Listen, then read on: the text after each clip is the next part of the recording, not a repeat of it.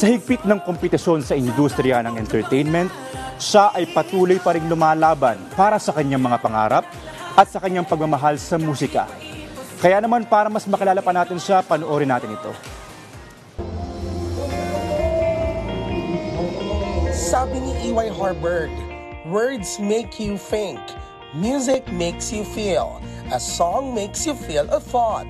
At totoong mapapasenti ka sa awitin at sa boses ng isang balladeer singer-composer na si Dindo Fernandez dahil sa emosyong na ipapamalas nito sa bawat bigkas ng salita sa kanyang mga awitin.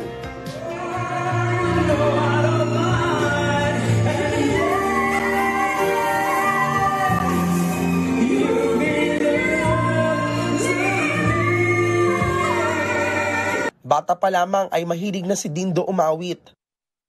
Napabilang siya sa church choir kung saan iyon ang kanyang naging training sa pagkanta. I never joined any competition kasi. So, what I did lang is I compose, sumusulat ako ng kanta, and then I had this opportunity to release it on Spotify and other platforms.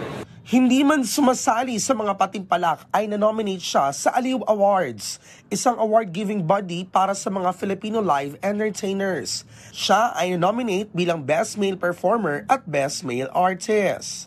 Sobrang tuwang-tuwa ako. Alam mo yun, being a parang newbie lang sa industry na to, and nabigyan tayo ng pagkakataon, napansin tayo. So may nakita puro silang kakaiba sa akin. So natutuwa tayo dahil na-nominate tayo doon. Sa katunayan, si Mr. Dindo ay nakapag-release ng 2 kanta na streaming sa music sites. Ito ang Akala Ko at Makinig Ka.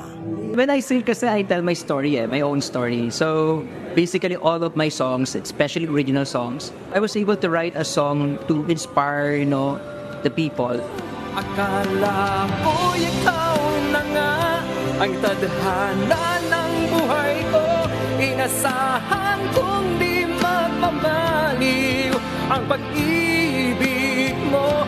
Malakas man ang kompetensya sa industriya ng musika para kay Dindo. Sa pamamagitan ng tiwala at kumpiyansa sa sarili, lagi siya mayroong spot at opportunity para maipakita ang kanyang galing sa banda.